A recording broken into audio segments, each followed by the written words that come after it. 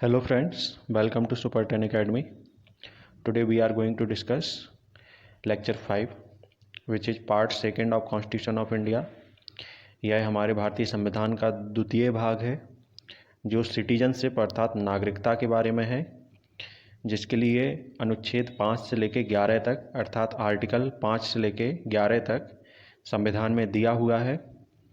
और इसके लिए ज़रूरी है कि हमें समझना चाहिए नागरिकता का मतलब क्या होता है।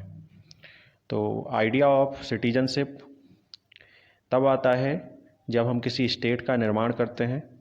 स्टेट से हमारा सीधा सा मतलब है कि अगर हम मेडिएवल पार्ट में देखें, अगर हम चाहें कि अकबर के समय में देखें तो कोई भी इंसान इंडिया में रह सकता था, कोई भी अरब कंट्री में रह सकता था।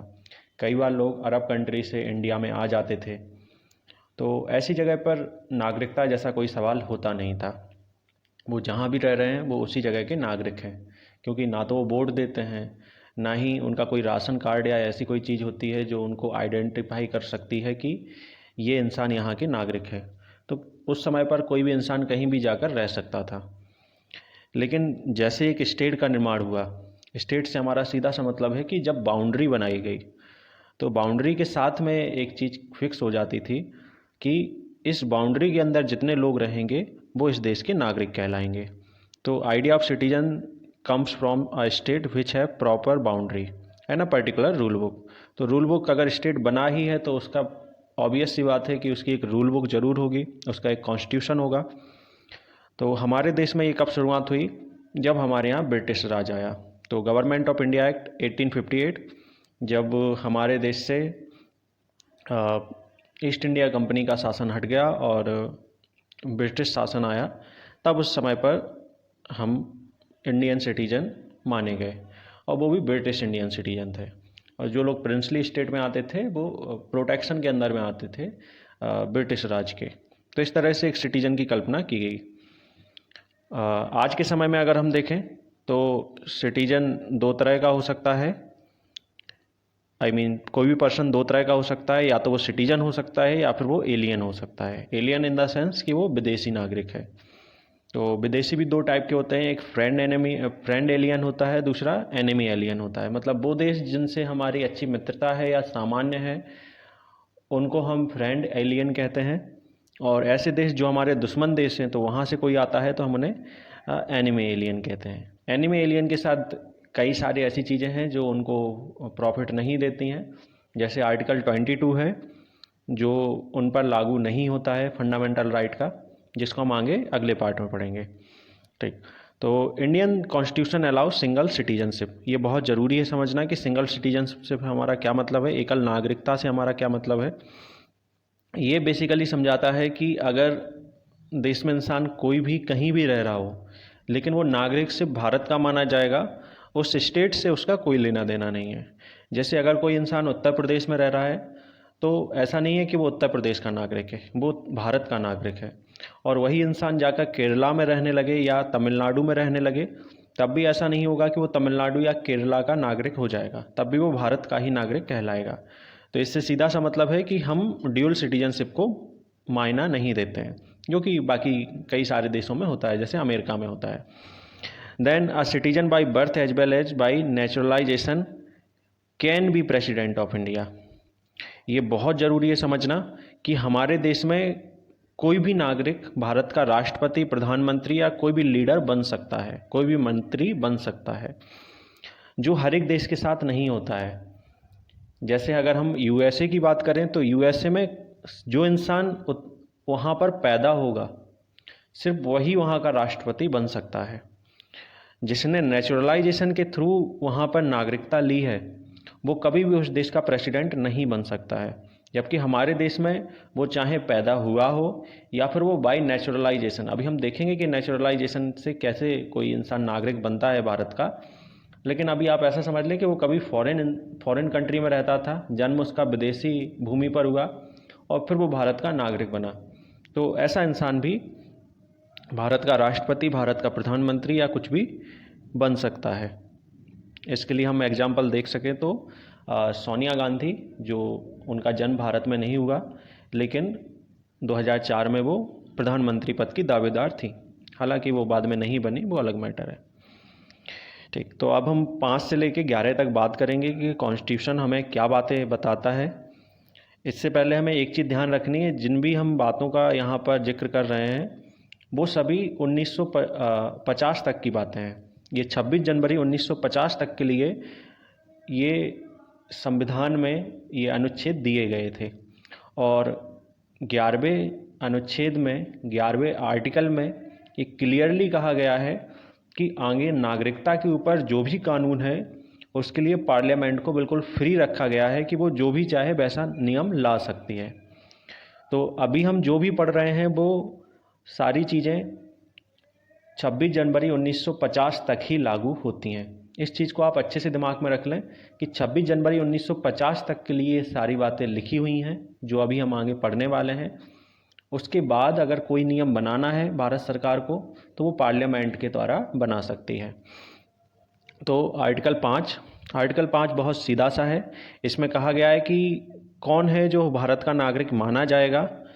तो उसके लिए जो इंसान भारत में ही रह रहा था आज़ादी के समय, तो जिसके पास डोमिसाइल था, साथ ही वो भारत में या तो वो खुद जन्मा था या उसके माता पिता में से कोई जन्मा था या उसके दादा दादी या नाना नानी में से कोई जन्मा था, तो ऐसे इंसान को भारत का नागरिक माना गया। अब डोमिसाइल किस आधार पे हुआ होगा, तो गवर्नमेंट ऑफ इंडिया एक्ट 1935, जो इससे पहले संविधान से पहले यही लागू किया गया था। तो अगर ये आपके पास चीज़ें हैं तो आप भारत के नागरिक माने जाएंगे। मतलब कोई भी इंसान, आप हम जैसे लोग अगर अभी 1947 में जी रहे होते तो इस हिसाब से हम अभी भारत के नागरिक मान लिए जाते, क्योंकि ना तो हम कभी कहीं गए हैं किसी दूसरे देश में रहने, तो ऑब्वियस सी बात है कि हमारे साथ किसी भी तरह का भेदभाव नहीं किया जाएगा और हम भारत के नागरिक माने जाएंगे। आर्टिकल 5 बहुत सिंपल है, बिल्कुल इसमें कन्फ्यूज होने की ज़रूरत नहीं है। देन आर्टिकल 6 हमें बताता है कि कोई भी इंसान जो भारत का नागरिक बनना चाहता है और वो पाकिस्तान से आया है, कोई व्यक्ति जो पाकिस्तान से आया है लेकिन उसके माता पिता या दादा दादी में से कोई भी यदि अनडिवाइडेड इंडिया में पैदा हुआ है, तो ऐसे इंसान को कैसे नागरिकता दी जा सकती है? क्योंकि वो पाकिस्तान से आया है, तो जब भारत बन गया है तो उस हिसाब से तो वो भारत का नागरिक नहीं है। लेकिन अगर वो 19 जुलाई 1948 से पहले आता है तो उसको भारत का नागरिक मान लिया जाएगा। उसके लिए कोई रिक्वायरमेंट नहीं है। अगर वो 19 जुलाई 1948 मतलब आज़ादी के कुछ समय बाद ही वो भारत लौट आता है तो वो भारत का नागरिक मान लिया जाएगा, क्योंकि इससे पहले उसके दिमाग में यही होगा कि मैं भारत में ही रह रहा हूँ, लेकिन जब बंटवारा हो गया तो उसको मजबूरन आना पड़ा। लेकिन यदि वो उस डेट के बाद आता है, मतलब 19 जुलाई 1948 के बाद आता है, तब उसको 6 महीने भारत में रहना पड़ेगा और उसके बाद उसको नागरिकता के लिए आवेदन करना पड़ेगा।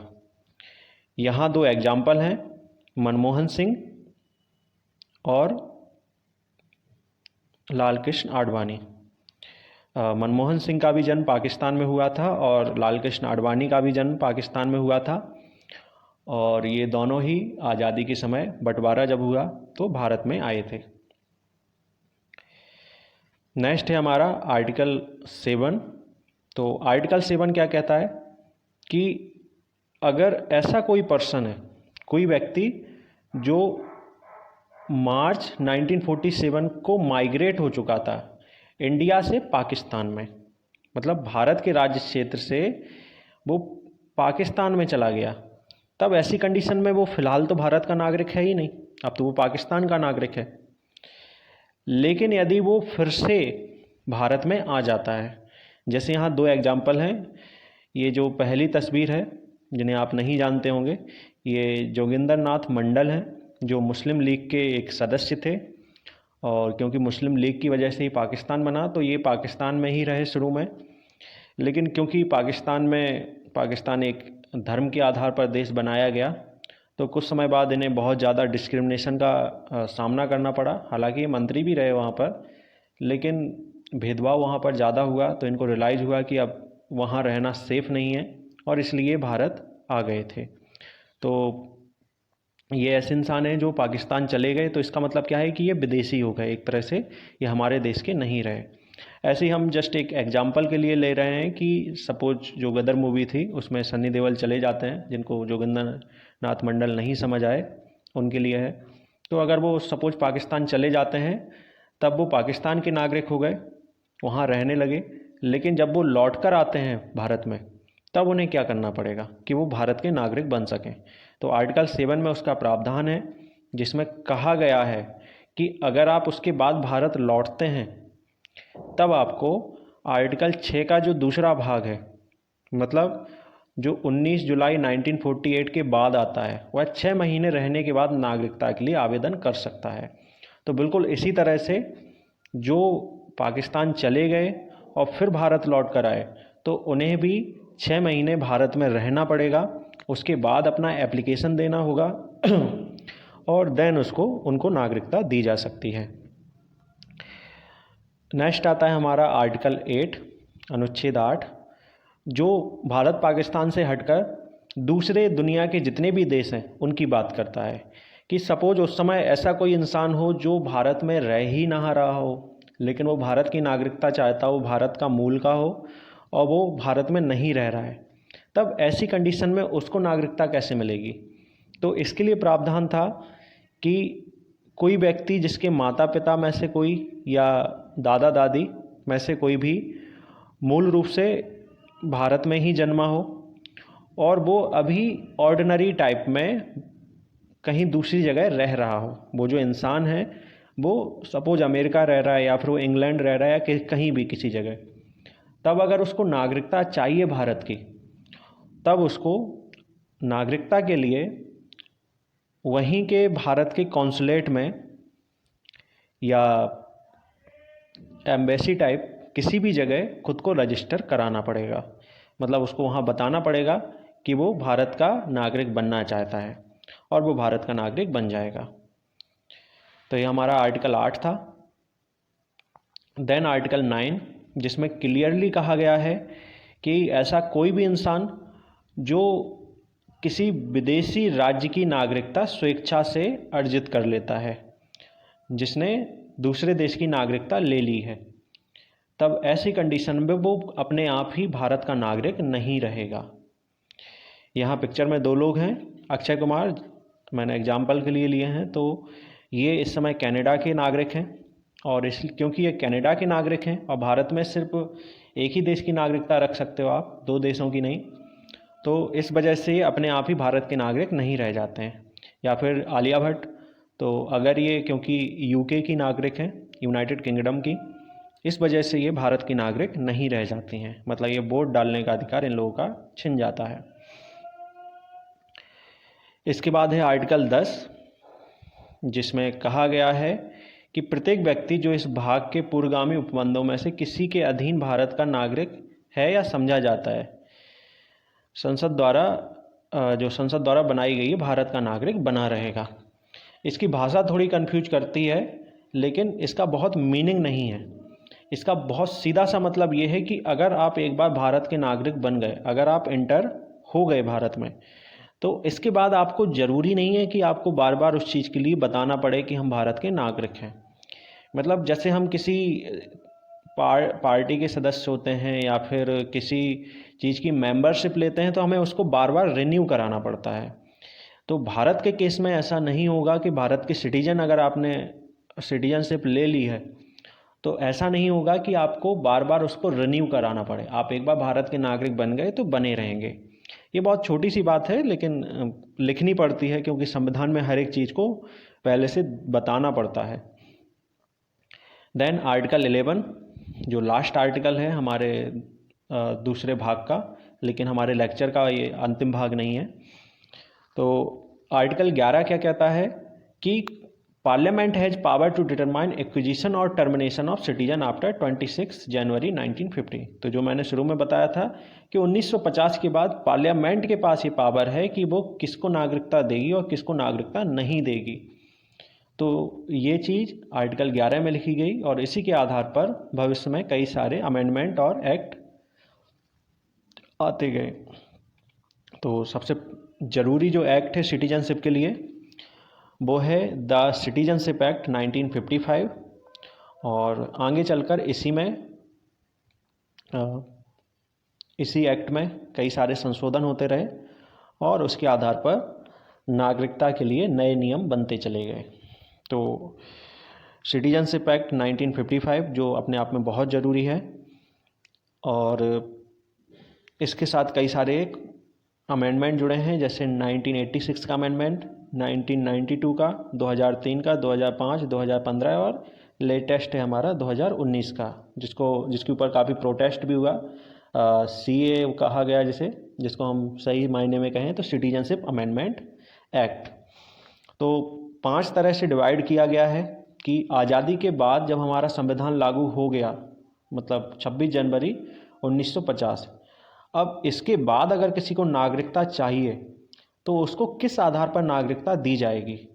तो इसके लिए, मतलब नागरिकता का एक्विजिशन के लिए 5 तरीके निकाले गए: बाय बर्थ, बाय डिसेंट मतलब वंश द्वारा, bye registration, bye naturalisation and bye incorporation of territory.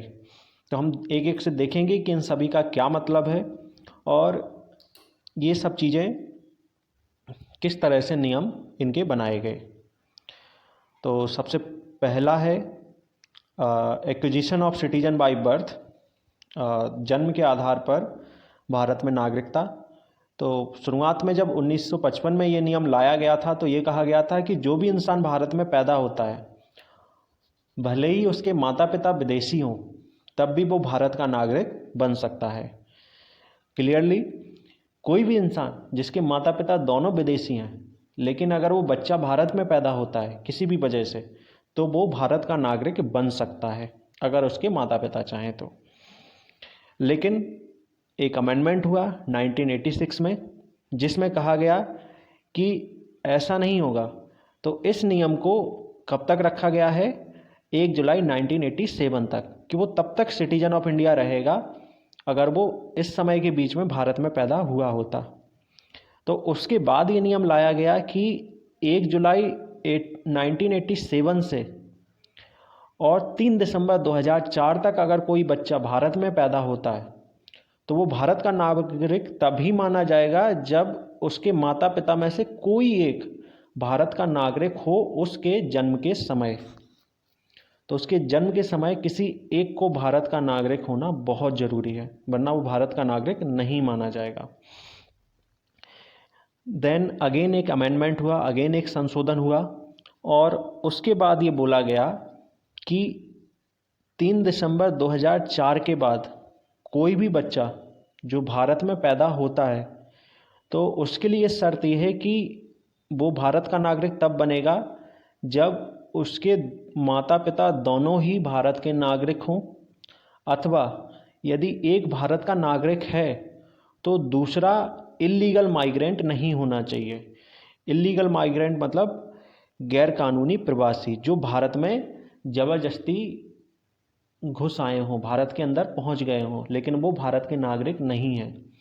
तो देखिए कितना ख़तरनाक हो जाता है ये चीज़, क्योंकि सपोज एक समय तक उसको नागरिकता दे दी गई, लेकिन एक टाइम के बाद पता चलता है कि लाइक उनकी माँ या उनके पिता एक इल्लीगल माइग्रेंट थे। तब ऐसी कंडीशन में वो इंसान कहीं का नहीं रहा, क्योंकि वो अब इस देश का भी नागरिक नहीं है और वो किसी और देश का नागरिक तो है ही नहीं। तो ये अपने आप में बहुत ख़तरनाक चीज़ हो जाती है, जिसकी बातें NRC को लाने के समय की जा रही थी। देन इन सितंबर 2013, तो सितंबर 2013 में बॉम्बे हाई कोर्ट ने एक नियम दिया था, एक जजमेंट दिया था कि बर्थ सर्टिफिकेट, पासपोर्ट और इवन आधार कार्ड, ये कोई भी चीज़ किसी सिटीजन होने को मान्य नहीं करती है, मतलब उसके नागरिक होने को मान्य नहीं करती है, जब तक कि उसके पेरेंट इंडियन सिटीजन नहीं है, मतलब उसके माता पिता भारतीय नागरिक नहीं हैं। तो ये अगेन एक डिस्प्यूट खड़ा कर देती है कि हम भारत के नागरिक हैं, ये किस चीज़ से प्रूव होगा? क्या उसके लिए बर्थ सर्टिफिकेट की ज़रूरत पड़ेगी? क्या उसके लिए पासपोर्ट की ज़रूरत पड़ेगी? क्या उसके लिए आधार कार्ड की? तो बॉम्बे हाई कोर्ट तो मना कर चुका है। तो अभी भी हमें क्लियर नहीं है कि अगर सपोज कल के दिन NRC लाया जाता है तो ऐसे कौन से कागज़ होंगे जो भारत की नागरिकता सिद्ध करने के लिए आवश्यक होंगे। दूसरा पार्ट है बाय डिसेंट, वंश के आधार पर नागरिकता। तो भारत में एक चीज़ है कि वो जन्म से ज़्यादा वंश को मायने देते हैं, कि अगर आप भारत में पैदा हुए हो तब आपके ऊपर रिस्ट्रिक्शन ज़्यादा हैं, लेकिन अगर आप वंश के आधार पर भारत के इंसान हैं, मतलब आपके माता पिता दादा दादी ये अगर भारत के थे, तो इस आधार पर आपको नागरिकता ज़्यादा जल्दी मिल सकती है। तो यहाँ पर दिया गया है कि 26 जनवरी 1950 के बाद तथा 10 दिसंबर 1992 से पहले भारत का नागरिक तभी होगा जबकि उसके पिता जन्म के समय भारत के नागरिक हों। तो वंश के आधार पे, क्योंकि वो भारत में जब पैदा नहीं हुआ है, वो किसी दूसरे देश में पैदा हो रहा है, तब वो भारत का नागरिक क्यों कहलाएगा। तो इसके लिए उसका आधार होगा उसका डिसेंट, उसका वंश। तो यहाँ पर दिया गया है कि ऐसा कोई इंसान जो 1992 से पहले पैदा हुआ हो और 26 जनवरी 1950 के बाद, तो ऐसे इंसान को भारत की नागरिकता दी जा सकती है सिर्फ इस आधार पर कि उसके पिता भारत के नागरिक हों। आपको ये चीज़ बहुत अच्छे से ध्यान रखनी है, उसके पिता मीन उसके माता पिता में से कोई एक नहीं, उसके पिता। तो यहाँ एग्जाम्पल है दीपिका पादुकोण, जिनका जन्म आई थिंक डेनमार्क में हुआ था, लेकिन वो भारत के नागरिक कहलाएं क्योंकि उनके पिता भारत के नागरिक थे या आज भी हैं। देन अगेन एक अमेंडमेंट लाया गया, तो 10 दिसंबर 1992 के बाद वह भारत का नागरिक माना जाएगा जो किसी दूसरे देश में ही पैदा हुआ है, जिसके माता पिता में से कोई एक उसके जन्म के समय भारत का नागरिक हो। तो क्योंकि ये जेंडर इक्वलिटी के खिलाफ था कि सिर्फ पिता भारत का नागरिक हो तभी उसको, उस बच्चे को भारत का नागरिक माना जाएगा, तो इस चीज़ को हटाने के लिए एक अमेंडमेंट लाया गया और जिसमें बोला गया कि माता भी अगर हो 1992 के बाद, अगर वो भारत की नागरिक हैं और बच्चा कहीं दूसरे देश में पैदा होता है तो उसे भारत का नागरिक मान लिया जाएगा। देन 3 दिसंबर 2004 के बाद एक चीज़ बहुत कंपलसरी कर दी गई, क्योंकि इससे पहले क्या था कि बस आप पैदा हुए हो और आपको बाद में बता देना है कि भाई ये हमारे मतलब मैं इस देश की नागरिक हूँ, मेरा बच्चा है, तो ये भी अपने आप ही उस देश मतलब भारत का नागरिक बन जाता था। लेकिन 2004 में ये नियम लाया गया कि जो भी व्यक्ति ऐसा कर रहा है, मतलब उसका बच्चा अगर दूसरे देश में पैदा हुआ है तो उसको विद इन 1 ईयर, 1 साल के अंदर ये बताना पड़ेगा इंडियन कॉन्सुलेट में। इंडियन कॉन्सुलेट से सीधा सा मतलब होता है जैसे हमारी एम्बेसी होती है दूसरे देशों में, उसी तरह से इंडियन कॉन्सुलेट भी होते हैं। तो वहाँ पर जाकर खुद को रजिस्टर कराना पड़ेगा कि ये हमारा बच्चा है और ये इस देश में पैदा हुआ है, लेकिन ये हम भारत का नागरिक बनाना चाहते हैं। लेकिन देखिए दूसरे देश में अगर वो पैदा हो रहा है तो अगेन हो सकता है भारत की तरह वहाँ भी नियम हो और वहाँ भी जन्म के आधार पर नागरिकता दी जा सकती हो, कि अगर वो जिस देश में पैदा हुआ है वो उस देश का नागरिक हो सकता है। तो ऐसे आधार में वो हो सकता है कि उस देश की भी नागरिकता ले ले, मतलब वो 2 देशों का नागरिक हो जाए। तो भारत ने इस चीज़ को क्लैरिफाई करने के लिए ये कहा है कि जब वो ट्रू एज में आ जाएगा, ट्रू एज से मतलब होता है जैसे हमारे देश में ट्रू एज माना जाता है 18 साल को, क्योंकि इस समय बच्चा अपने डिसीजन लेने लायक मान लिया जाता है क्योंकि वो वोट देने लगता है। तो ट्रू एज में आने पर उसे विद इन 6 मंथ, 6 महीने के अंदर उस देश की नागरिकता छोड़नी पड़ेगी जिस देश में वो रह रहा है, जिस देश में वो पैदा हुआ है और उसने उसकी नागरिकता ले ली थी। मतलब वो दोनों देशों का नागरिक नहीं रह सकता है। अगर वो विद इन 6 मंथ अगर उस देश की नागरिकता नहीं छोड़ता है तो वो भारत का नागरिक भी नहीं बन सकता है। देन इसमें लिखा है कि जो मैंने शुरुआत में बताया था कि भारत में नेशनलिटी जो लॉ है सिटीजनशिप के लिए वो डिसेंट के आधार पर ज़्यादा है बजाय बर्थ के आधार पर। तो अगला पार्ट है हमारा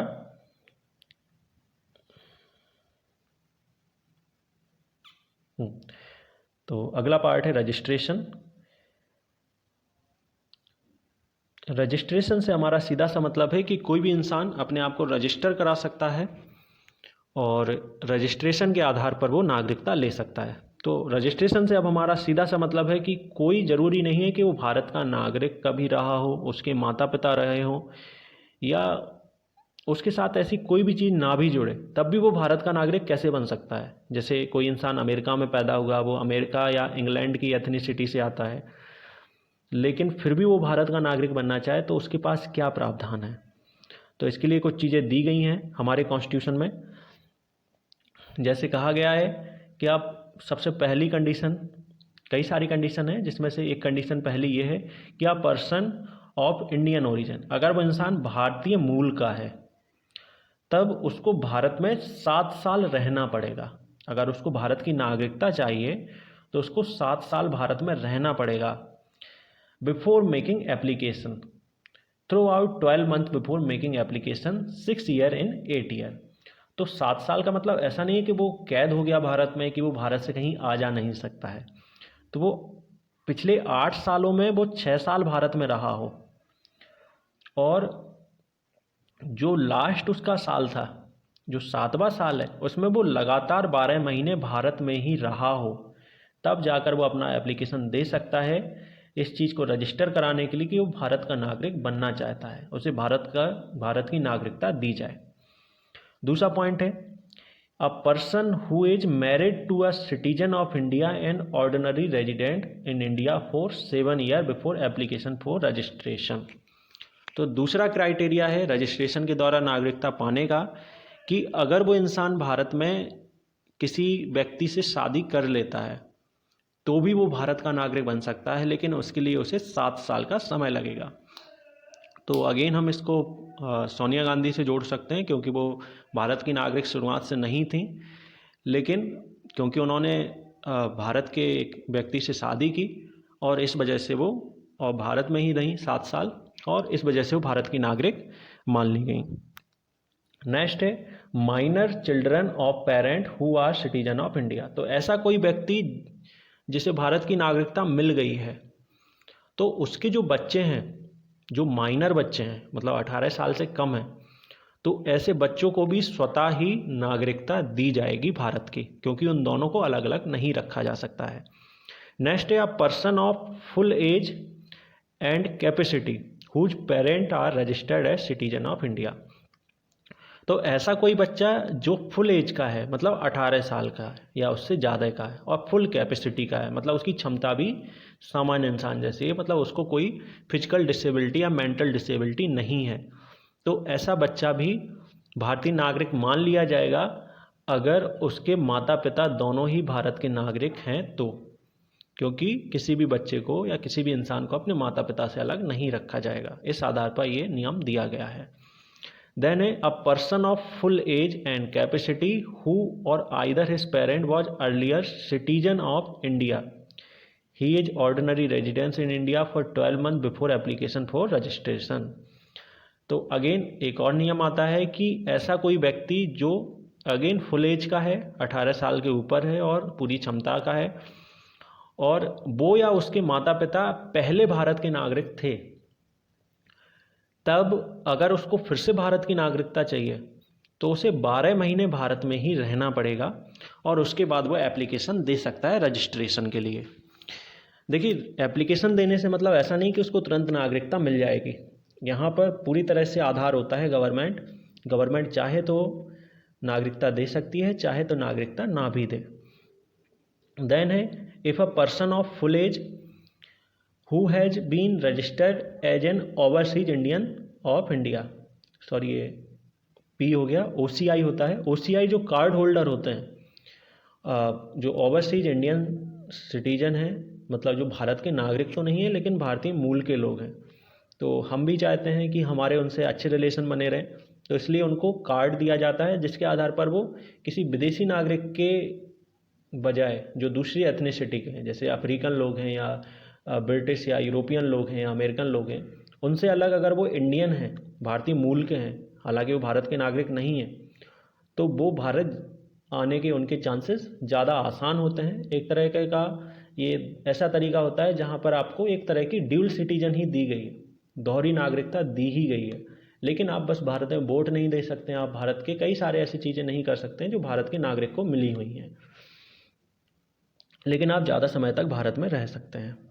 तो ऐसा कोई इंसान अगर वो चाहे कि भारत का नागरिक बनना चाहे तो उसको उसके लिए 5 साल तक अगर वो कार्ड होल्डर रहा है तब उसको 12 महीने भारत में रहना पड़ेगा कंटिन्यू, और इसके बाद वो एप्लीकेशन दे सकता है रजिस्ट्रेशन के लिए।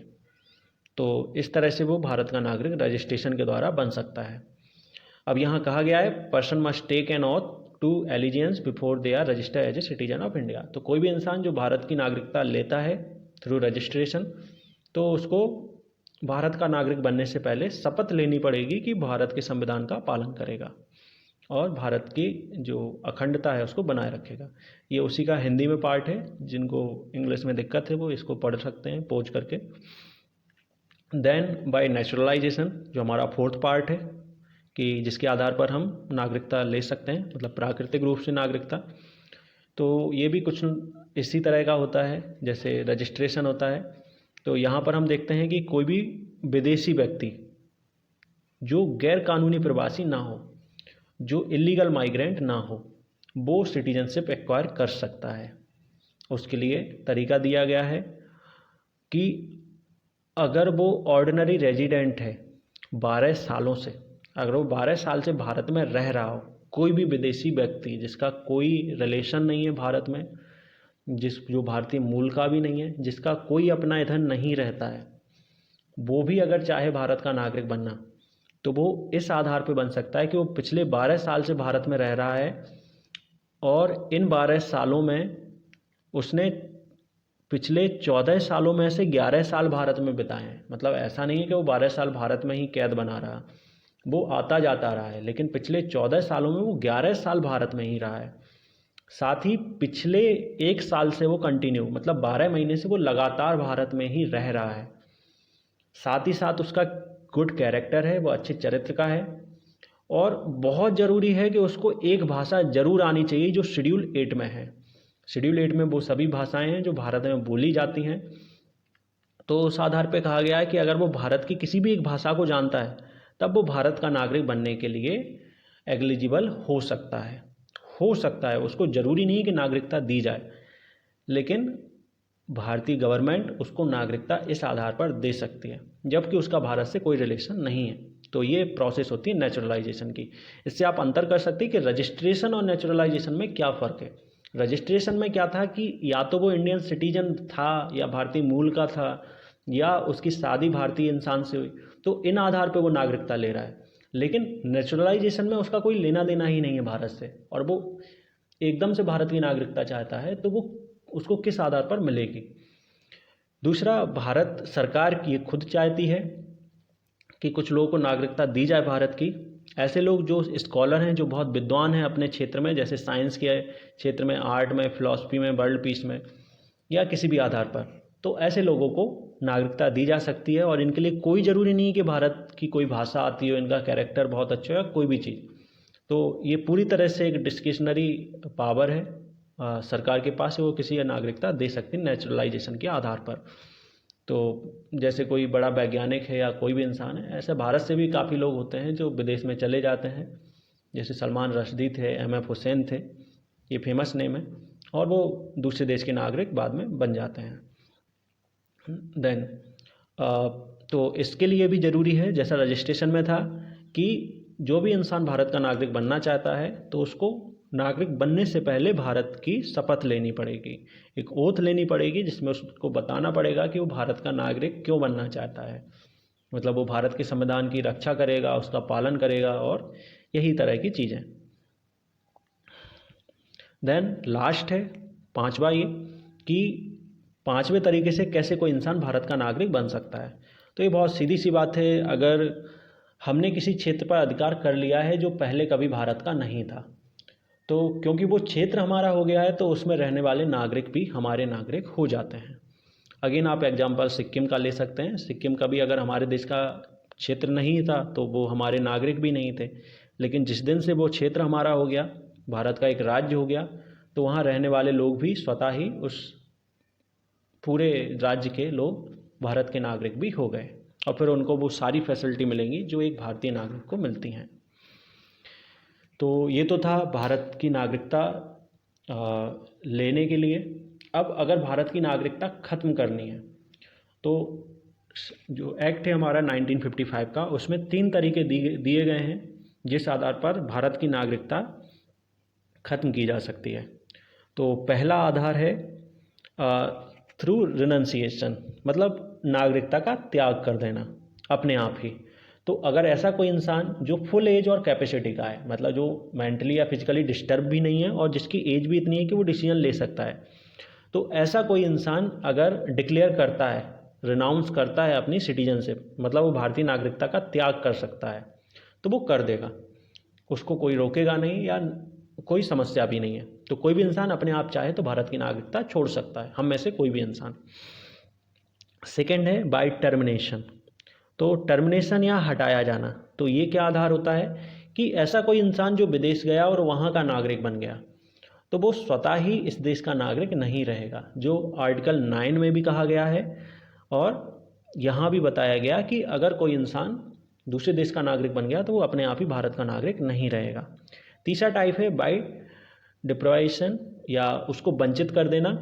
तो इससे क्या मतलब है हमारा कि ऐसा कोई इंसान जिसने नागरिकता ले ली थी भारत की, लेकिन उसने नागरिकता या तो फ्रॉड तरीके से ली थी, मतलब उसने अपने कागज़ वगैरह गलत बताए थे, तब वो उसको भारत का नागरिक नहीं माना जाएगा जिस दिन पता चलेगा कि उसने अपने कागज़ गलत दिखाए थे। दूसरा, या फिर उसने डिसलॉयल्टी दिखाई है कॉन्स्टिट्यूशन ऑफ इंडिया पर, मतलब उसने अविश्वास दिखाया। अभी इसका कोई बहुत क्लियरली पता नहीं है हमें कि वो कैसे डिसलॉयल्टी दिखा रहा है, लेकिन क्योंकि ये कॉन्स्टिट्यूशन में लिखा हुआ है तो कभी भी सरकार ये कह सकती है कि ये पर्सन डिसलॉयल्टी के आधार पर भारत का नागरिक नहीं है। थर्ड है कि सपोज युद्ध का समय चल रहा है, वॉर है, और वॉर के समय वो किसी भी तरह से दुश्मन देश को फ़ायदा पहुंचाता है, उनके साथ व्यापार करता है, अनलॉफुल ट्रेड करता है, कम्युनिकेशन करता है, तो ऐसे में भी वो भारत का नागरिक होने के बावजूद भारत को धोखा दे रहा है, इस वजह से उसको भारत की नागरिकता से हटाया जा सकता है। देन है कि अगर कोई इंसान भारत का नागरिक बन गया नेचुरलाइजेशन के आधार पे, लेकिन वो उसके बाद किसी दूसरे देश में वो गिरफ्तार कर लिया गया और उसमें 2 साल तक उस देश में बंद रहा, तो ऐसे इंसान को भी क्या होगा, भारत का नागरिक नहीं माना जाएगा क्योंकि उसका कैरेक्टर गुड नहीं है। Then the citizen has been ordinary residence out of India for 7 year continuously. और ऐसा भी कोई इंसान जो भारत का नागरिक है लेकिन पिछले 7 सालों से दूसरे देश में ही रह रहा है, तो वो भारत आया ही नहीं है, इसका मतलब यही हो जाता है कि वो भारत का नागरिक रहना नहीं चाहता है। उसने बताया भी नहीं कि वो भारत का नागरिक बनना चाहता है या नहीं, मतलब वो उसने हो सकता है किसी दूसरे देश की नागरिकता ले ली हो और भारत भी नहीं आ रहा हो, तो ऐसे इंसान को भी अपने आप ही भारत का नागरिक मानने से मना कर दिया जा सकता है। तो ये पूरा लेक्चर था सिटीजनशिप के बारे में था। आई होप आपको सब कुछ समझ आया होगा। Thank you.